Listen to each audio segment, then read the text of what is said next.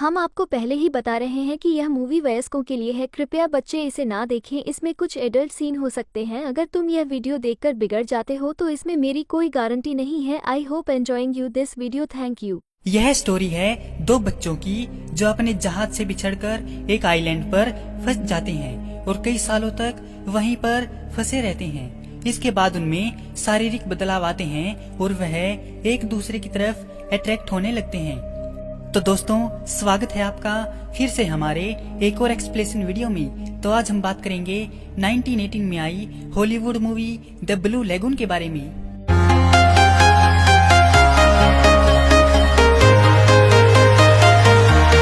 कहानी की शुरुआत में हम देखते हैं कि एक विशाल समुद्र में एक जहाज तैर रहा है। उसमें दो कजिन्स होते हैं। लड़के का नाम होता है रिचर्ड और लड़की का नाम होता है एमिलीन, जिसमें रिचर्ड की माँ की डेथ हो चुकी है, उसके फादर जिंदा हैं और एमिलीन के माता पिता की भी डेथ हो चुकी है। वह लोग अपने शहर सेंट फोरिस्को जा रहे होते हैं। वहाँ पर इस कहानी का एक और कैरेक्टर होता है जिसका नाम पैडी होता है। वह उस जहाज में एक शेफ का काम करता है। फिर रिचर्ड पैडी के कमरे में जाकर कुछ न्यूड पिक्चर्स देखता है। उन पिक्चर्स को देखते हुए पैडी उसको देख लेता है और वह उसकी खातिरदारी करने लगता है। लेकिन तभी उस जहाज में आग लग जाती है। जहाज का कैप्टन पैडी को ऑर्डर देता है कि वह रिचर्ड और एमिलीन को जहाज से जितना दूर हो सके ले जाओ। फिर पैडी उन दोनों को लेकर लाइफ बोट में वहां से चला जाता है। जहाज में आग लगने के कारण और भी लोग लाइफ बोट लेकर वहां से निकल लिए थे और कुछ तो समुद्र में ही कूद गए थे। फिर पैडी की बोट धुंध की वजह से रास्ता भटक गई और वह लोग उनसे अलग हो गए। जब उनको होश आता है तो वह अपने चारों तरफ देखते हैं तो समुद्र में बहुत सारा कचरा फैला हुआ था और उस कचरे में से एक बक्सा उनकी बोट की तरफ भी आ गया था। फिर पैडी उसमें कुछ खाने के लिए ढूंढने लगता है, लेकिन उसको कुछ नहीं मिलता। शाम हो जाती है और उन बच्चों को प्यास लगती है तो पैडी उनको भूतिया बनाता है कि देखो अभी सूरज डूब रहा है, उसके डूबने की आवाज आएगी। वह ऐसा इसीलिए कह रहा था ताकि बच्चों का ध्यान भटक सके और वह प्यास के बारे में भूल जाएं। तभी रात हो जाती है और वह ऐसे ही भूखे प्यासे सो जाते हैं। सुबह जब वह उठकर देखते हैं तो वह एक टापू के पास थे, जिसे देखकर वह लोग खुश हो जाते हैं। फिर वह लोग उस टापू पर जाते हैं और उसका मुआयना करने लगते हैं। वह टापू एक जंगल की तरह था। वहाँ पर काफी तरह के जानवर, बड़े बड़े पेड़ और बड़ी बड़ी झाड़ियाँ थी। फिर उन लोगों को पीने का पानी मिल जाता है तो वह बगैर देखे ही उसमें कूद पड़ते हैं और नहाने लगते हैं। फिर पैडी उनको खाने के लिए कुछ केले देता है। एमिलीन को एक ड्रम में शराब मिलती है और रिचर्ड मानव खोपड़ी लाकर पैडी को दिखाता है, जिसे देखकर पैडी डर जाता है। वह सोचता है कि अगर यहाँ पर मानव खोपड़ी है तो यह यहाँ पर बेवजह नहीं है, जरूर यहाँ पर कुछ गड़बड़ है और वह उन बच्चों के साथ वहाँ से निकल लेता है। फिर वह लोग एक खुले मैदान में आ जाते हैं तो पैडी देखता है कि एमिलीन कुछ लाल तरह के फल खा रही है।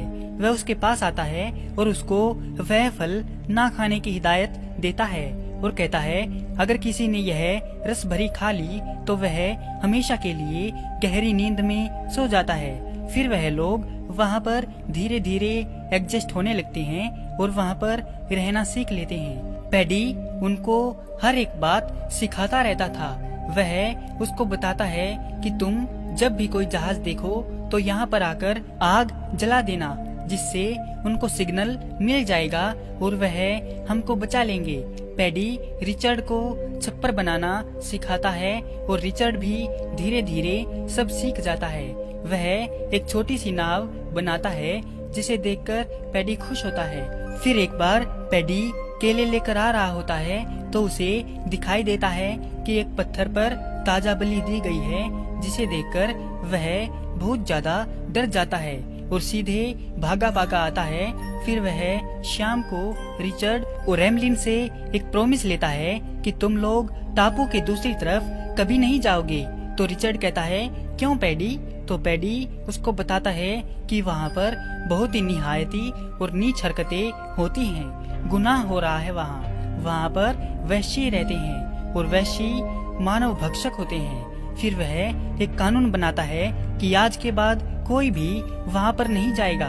फिर इसके बाद एक रात पैडी बहुत ज्यादा शराब पी लेता है और उन बच्चों के साथ बहुत ज्यादा मस्ती करता है, जिससे वह सो जाते हैं। फिर पैडी शराब के नशे में उस ड्रम के साथ समुद्र में गाना गा रहा था कि तभी उस ड्रम के साथ वह समुद्र में बह जाता है। सुबह जब वह दोनों उठकर देखते हैं तो उन्हें पैडी कहीं नहीं दिखता। फिर वह दूरबीन से देखते हैं तो उन्हें पैडी दूसरी ओर पड़ा दिखाई देता है। तो वह सोचते हैं कि वह शराब के नशे में सो गया होगा। वह उसके पास जाते हैं और उसको आवाज लगाते हैं, लेकिन वह नहीं उठता। फिर वह उसको सीधा करके देखते हैं कि उसकी आंखें खुली हुई हैं और उसका मुंह भी खुला हुआ है और उसके मुंह से एक जानवर बाहर निकलता है, जिसे देखकर एमलिन बेहोश हो जाती है और वह उसे लेकर वापस चला जाता है। इसके बाद वह लोग अकेले पड़ गए थे और एमलिन भी बहुत ज्यादा डर गई थी। तो वह रिचर्ड से कहती है कि मुझे यहाँ नहीं रहना, मुझे यहाँ से दूर ले चलो। तो वह उसे लेकर नाव में बैठता है और नाव में कुछ खाना रखकर वहाँ से चला जाता है। फिर उन्हें एक नया टापू मिलता है तो वह उस पर रहने लगते हैं। फिर देखते ही देखते वह लोग बड़े हो जाते हैं। अब उन्हें बिल्कुल भी नहीं लग रहा था कि वह कभी यहाँ पर रहते भी थे या नहीं। फिर एक बार वह समुद्र से कुछ मोती निकाल कर लाता है और जाकर एमलिन को बताता है कि चलो, रात को सेंटा क्लॉज आया था, जिसे सुनकर एमलिन खुश हो जाती है और वह उसके साथ बाहर आकर देखती है तो जमीन पर पैरों के निशान बने हुए थे और सामने कुछ गिफ्ट भी लटक रहे थे। फिर वह उनको खोल कर देखती है तो उनमें बेशकीमती मोती थे। तो एमलिन कहती है कि ये क्या है? तो रिचर्ड बोलता है कि तुम खुद ही देख लो, यह मोती है, यह बड़ा वाला और यह छोटा वाला। उसकी बातों को सुनकर एमलिन समझ जाती है कि यह मुझे भूतिया बना रहा है। वह उससे लड़ाई करती है, लेकिन फिर थैंक यू के रूप में एक किस देकर वहाँ से चली जाती है। फिर एक बार एमलिन नहा रही होती है और रिचर्ड मछली पकड़ रहा था। तो वह देखती है कि पानी में खून आ रहा है। उसे कुछ भी समझ में नहीं आ रहा था और वह रिचर्ड को आवाज लगाती है। यह उसका पहला मासिक धर्म था। रिचर्ड वहाँ आता है और उसको पूछता है कि क्या हुआ, तो वह उसको भगा देती है। फिर थोड़ी देर बाद रिचर्ड उसके पास आता है और पूछता है कि तुम्हारा खून क्यों बह रहा था। तो वह उसको बताने से इनकार कर देती है, क्योंकि खुद उसको ही पता नहीं था, जिससे रिचर्ड बहुत ज्यादा गुस्सा हो जाता है और कहता है कि आज तक हम एक दूसरे से कुछ नहीं छुपाते थे, लेकिन आज क्यों छुपा रही हो तुम। इतना कहकर वह वहाँ से चला जाता है। फिर इसके कुछ टाइम बाद सब नॉर्मल होता है तो एमलिन रिचर्ड को देख रही होती है। तो वह उससे पूछता है कि तुम क्या देख रही हो। तो वह उससे कहती है तुम्हारी मसल्स देख रही हूँ। तो वह कहता है कि तुझे आजकल हो क्या गया है एम, यह अजीब हरकतें क्यों कर रही हो, जब देखो मुझे घूरती रहती हो, कोई बड़ी शरारत करने वाली हो क्या। अब इस बेवकूफ को कौन समझाए कि यह सब फिजिकल चेंजेस की वजह से हो रहा है। एक शाम एमलिन समुद्र में नहा रही थी तो रिचर्ड उसको यंग एज के कारण नोटिस करता है। इसके बाद एमलिन एक तोते को मिर्च खिला रही थी तो उसको मानव भक्षक की आवाज आती है। वह उसको देखने के लिए जाती है तो वह देखती है कि वह आवाज तो दूसरे टापू से आ रही है। वह वहाँ से चली जाती है तो उसे थोड़ी ही दूर पर एक अजीब सी जगह दिखाई देती है, जहाँ पर एक बड़ी सी पत्थर की शिला रखी हुई थी। यह वही जगह थी जहाँ पर वह मानव भक्षक बलि देते हैं। फिर वह देखती है कि वहाँ से कुछ खून आ रहा है, जिसे देखकर वह डर जाती है और उल्टे पांव भाग जाती है। यह गिरगिट भी सोचता होगा, क्या आदिवासी बनेगी रे तू। फिर एमलिन रिचर्ड को जाकर बताती है कि आज मैं देखकर आ गई, पैडी झूठ बोल रहा था, वहाँ कोई मानव भक्षक नहीं है, वह एक गोड है। उसकी बातें सुनकर रिचर्ड गुस्सा हो जाता है और कहता है कि आज के बाद तू वहाँ पर कभी नहीं जाएगी। फिर एमलिन चादर तानकर सो जाती है तो उसे एक सपना आता है कि रिचर्ड ने वह जहरीली रस भरी खा ली और वह समुद्र में डूब रहा है। यह देखकर वह एकदम से डरकर उठ जाती है और रिचर्ड को गले लगा लेती है और कहती है कि मुझे कभी छोड़कर मत जाना। वह रिचर्ड से इस बात का प्रॉमिस लेती है और उसको एक किस करती है। अब रिचर्ड भी उसको किस करता है और वह आउट ऑफ कंट्रोल हो जाता है कि तभी एमलिन उसको दूर हटा देती है और उससे दूर जाकर बैठ जाती है और रिचर्ड भूतिया बनकर उसको देख रहा है। फिर रात को जब एमलिन सो रही थी तो रिचर्ड उसके पास आता है और उसको टच करने लगता है और उसके बालों को सूंघने लगता है। तो एमलिन जाग जाती है और उसको दुत्कार के वहाँ से भगा देती है। अगली सुबह जब वह उठती है तो वह रिचर्ड को बोलती है तो वह देखती है कि रिचर्ड उससे नाराज है। मूवी से हटके रिचर्ड बी लाइक धत इसकी माँ का, इसने तो काम नहीं बनवाया, अब चलो मैं ही कुछ जुगाड़ करता हूँ। और वह कहीं जा रहा है। फिर वह भी उसके पीछे जाती है और देखती है कि वह पत्थर पर बैठा है और अपने हथियार से जंग लड़ रहा है। तो एमलिन उसको पीछे से बोलती है कि तू यह क्या कर रहा है, तू मुझसे बात क्यों नहीं कर रहा है। तो रिचर्ड उसको गुस्से में बोलता है कि तू यहाँ पर क्या कर रही है, अरे मुझ पर रहम कर, और वह उसे वहाँ से भगा देता है। फिर इसके बाद एमलिन कपड़े धो रही थी और रिचर्ड लंबे खम्बे पर चढ़ा हुआ था तो उसे एक जहाज आता हुआ दिखाई देता है। तो वह उसको हाथ देकर बोलने की कोशिश करता है। वह उतरकर भागता है आग जलाने के लिए और वहीं एमलिन को भी वह जहाज दिख जाता है, लेकिन वह आग नहीं जलाती।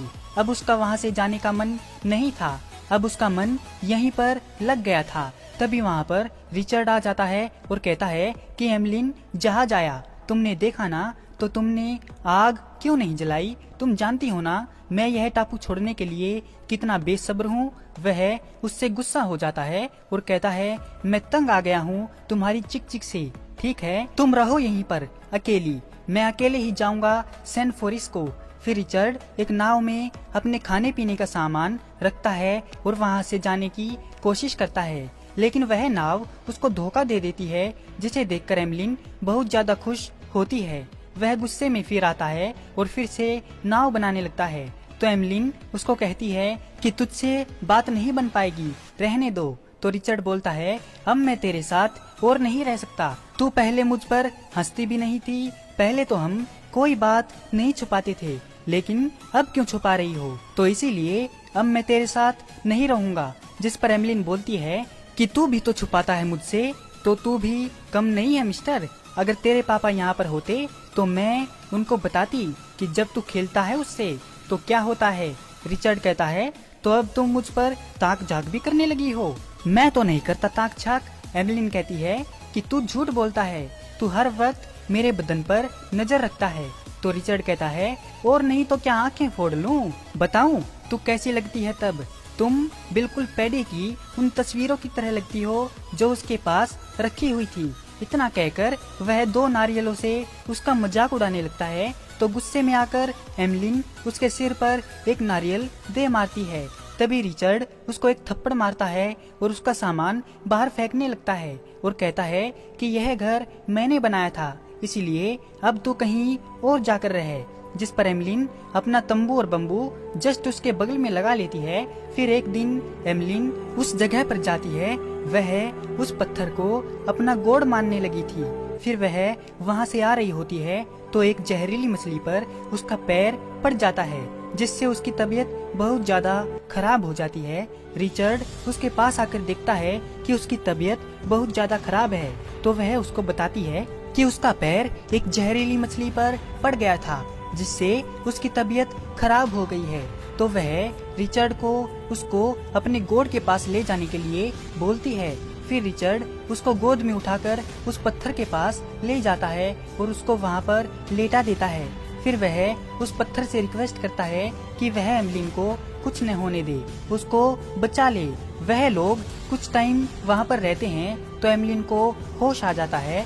अब उसकी तबीयत थोड़ी बेहतर लग रही थी, तो रिचर्ड उसको कहता है कि एमलिन, मैं तुझ पर बिल्कुल भी गुस्सा नहीं हूँ। अब तुम मुझे छोड़कर मत जाना। मैं बहुत डर गया था। मुझे लगता था कि मैंने तुम्हें खो दिया। अगर तुझे कुछ हो जाता तो मैं तो बिल्कुल अकेला ही रह जाता। तुम मुझे छोड़कर मत जाना एम। फिर वह लोग वहाँ से चले जाते हैं। फिर एक बार वह लोग नहा रहे थे और नहाकर एक जगह पर आकर बैठ जाते हैं और कुछ फल खाने लगते हैं। तो रिचर्ड एमलिन को बोलता है कि मुझे किस करो, और जब एमलिन उसको किस करती है तो उससे बिल्कुल भी कंट्रोल नहीं होता। वह उस पर टूट पड़ता है और वह लोग वहीं पर जंगल में मंगल कर डालते हैं। अब तो उनको इस काम में बहुत मजा आ रहा था। वह लोग अब दिन देखते थे ना रात, कहीं पर भी शुरू हो जाते थे। पानी में, समुद्र में, झील में, झरने पर और अपने बिस्तर पर भी। अब उनकी जिंदगी काफी अच्छी कट रही थी। वह लोग खूब मजे लूट रहे थे। फिर एक दिन जब रिचर्ड उसके करीब आता है तो एमलिन उसको मना कर देती है और कहती है कि मेरा मन नहीं है और मुझे कुछ भी अच्छा नहीं लग रहा है। वह दोनों कुछ समझ नहीं पा रहे थे। उन्होंने दंगल कुछ ज्यादा ही खेल लिया था, जिसकी वजह से एमलिन अब प्रेग्नेंट हो चुकी थी। एक बार रिचर्ड मछली पकड़ रहा था तो उसे उन मानव भक्षियों की आवाज आ रही थी। तो वह एमलिन को आवाज लगाता है, लेकिन वह वहाँ नहीं थी। वह टापू की दूसरी तरफ जाता है और उसे वहीं पर रात हो जाती है। वह देखता है कि वह मानव भक्षी वहीं पर मुजरा कर रहे थे। फिर वह एक बंदे को पकड़कर लाते हैं और वहीं पर उसकी बलि चढ़ा देते हैं। उसे देखकर रिचर्ड घबरा जाता है और वहाँ से भाग जाता है। वह घर आकर एमलिन को आवाज देता है। तभी एमलिन की चीखें उसको सुनाई देती हैं। वह उसके पास आता है तो वह देखता है कि वह बहुत ज्यादा दर्द में है। उसको कुछ भी समझ में नहीं आ रहा था कि यह क्या हो रहा है, क्योंकि एमलिन को लेबर पेन शुरू हो गया था। वह बहुत ज्यादा चीख रही थी और उसकी चीख पूरे टापू पर गूंज जाती है और वह एक बच्चे को जन्म देती है। फिर वह लोग उस बच्चे को अपने घर लाते हैं तो वह बच्चा बहुत ज्यादा रो रहा था। उन्हें कुछ भी समझ नहीं आ रहा था कि क्या करें, क्योंकि उन्हें कोई गाइड करने वाला ही नहीं था। उनके लिए यह सब नया था। वह उसे फल और नारियल खिलाने की कोशिश करते हैं, लेकिन वह नहीं खाता और ज्यादा जोर जोर से रोता है, जिससे एमलिन को उसका रोना देखा नहीं जाता और वह उसे उठाकर अपने गले लगा लेती है। तो वह बच्चा अपने आप ही दूध पीने लगता है। थोड़ी देर बाद रिचर्ड कुछ हथियारों को धार लगा रहा था तो एमलिन उससे पूछती है कि यह क्यों कर रहे हो। तो रिचर्ड उसको कहता है कि मानव भक्षकों के लिए। मैंने उनको देखा, वह बहुत ज्यादा खतरनाक हैं। पैडी सच कहता था, हमें वह कानून नहीं तोड़ना चाहिए था। अगर वह लोग यहाँ पर आए तो मैं उनको नहीं छोड़ूंगा। उसी शाम को रिचर्ड एमलिन को बोल रहा था कि जब हम शिप से उतर रहे थे तो उतरते वक्त बहुत से लोग धक्के मार रहे थे। जैसी उनकी आंखें थी वैसी ही आंखें ड्रम बजाने वालों की हैं। एमलिन ने देखा कि रिचर्ड बहुत परेशान है तो वह उसको वह बात भुलवाने के लिए एक शांति का डोज दे देती है। फिर अगले दिन एमलिन बच्चे को दूध पिला रही थी तो रिचर्ड उस दूसरे टापू पर चला जाता है। तो वह किनारे पर देखता है कि एक स्केलेटन बहुत बुरी तरह से वहाँ पर पड़ा है। वह उसे देखकर कंफ्यूजन में पड़ जाता है और वहाँ से चला जाता है। टाइम के साथ धीरे धीरे वह बच्चा बड़ा होने लगता है और उनके साथ खेलने लगता है। अब उस बच्चे के साथ वह लोग बहुत खुश थे और अपनी जिंदगी सुख से जी रहे थे। फिर एक दिन वह लोग समुद्र के किनारे खेल रहे थे। तभी एक जहाज आता है जिसमें रिचर्ड के पिता होते हैं। वह तब से उन्हें ढूंढ रहे हैं जब से वह लापता हुए थे। उस जहाज को देखकर वह लोग कोई रिस्पॉन्स नहीं देते, क्योंकि अब वह उसी टापू पर खुश थे और अब उन्हें कहीं नहीं जाना था। तो वह उठकर वहां से चल देते हैं और रिचर्ड के पिता भी यह देखकर अपना जहाज वापस मोड़ लेते हैं कि यह मेरे बच्चे नहीं हैं, यह कोई आदिवासी होंगे। फिर एक दिन वह समुद्र के किनारे धूप सेक रहे होते हैं तो एमेलाइन रिचर्ड को कहती है कि हम पैडी के साथ जहाँ पर रहते थे वहाँ का रास्ता तुझे पता है क्या। तो रिचर्ड कहता है, हाँ क्यों नहीं, मैं केले वहीं से तो लाता हूँ। फिर वह लोग नाव में बैठकर उसी जगह पर आ जाते हैं जहाँ पर वह पहली बार उतरे थे। वहाँ पर उतरकर वह लोग टहलने लगते हैं और रिचर्ड अपनी वही छोटी सी नाव देखता है जो उसने बचपन में बनाई थी, और वहीं पर उनका बेटा वह जहरीली रस भरियां अपनी नाव में रख देता है, लेकिन किसी की भी नजर उस पर नहीं पड़ती। रिचर्ड केले तोड़ रहा होता है और वहीं एमलिन और वह बच्चा नाव में बैठे थे, तो वह नाव समुद्र की तरफ जाने लगती है। उनका बच्चा उस नाव की चप्पू को समुद्र में फेंक देता है। एमेलिन यह देखती है तो वह उस चप्पू को वापस पाने की कोशिश करती है। नाकाम होने के बावजूद वह रिचर्ड को आवाज देती है। रिचर्ड भाग कर आता है तो वह देखता है कि नाव समुद्र में बहती जा रही है। वह केले छोड़कर समुद्र में कूद जाता है, लेकिन तभी शार्क आ जाती है तो एमेलिन रिचर्ड को बचाने के लिए वह दूसरा चप्पू उस पर फेंक कर मारती है, जिससे रिचर्ड बच जाता है और वह नाव में चढ़ जाता है। लेकिन अब उनके पास एक भी चप्पू नहीं है, तो वह हाथ मारने लगते हैं कि शायद उनके हाथ चप्पू लग जाए, लेकिन वह नाकाम रहते हैं। वह उस टापू से बहुत दूर निकल आए थे। वह ऐसे ही कई दिनों तक इस नाव में भटकते रहते हैं। जब वह सो रहे थे तो उनका बेटा वह जहरीली रसभरियां खा लेता है। वह यह देखते हैं तो वह लोग डर जाते हैं। उनका बेटा सोने लगता है तो रिचर्ड और एमलिन फैसला करते हैं कि वह भी इन रसभरियों को खा लेंगे। फिर वह दोनों हिम्मत करके उन रसभरियों को खा लेते हैं और फिर लेटकर अपनी मौत का इंतजार करने लगते हैं कि तभी वहां पर रिचर्ड के पिता का जहाज आता है और उन लोगों की नजर उनकी नाव पर पड़ जाती है। तो वह अपने जहाज को उनकी नाव की तरफ मोड़ते हैं और जाकर उनकी जांच करते हैं। तो वह देखते हैं कि यह लोग कुछ फल खाकर गहरी नींद में सो रहे हैं। इसी के साथ यह मूवी यहीं पर खत्म हो जाती है। तो दोस्तों, कैसी लगी आपको द ब्लू लेगून मूवी की यह एक्सप्लेनेशन वीडियो? अगर आपको यह वीडियो पसंद आई हो तो इस वीडियो को लाइक और हमारे चैनल को सब्सक्राइब जरूर करें। आपका हमारी वीडियो देखने के लिए बहुत बहुत धन्यवाद और शुक्रिया।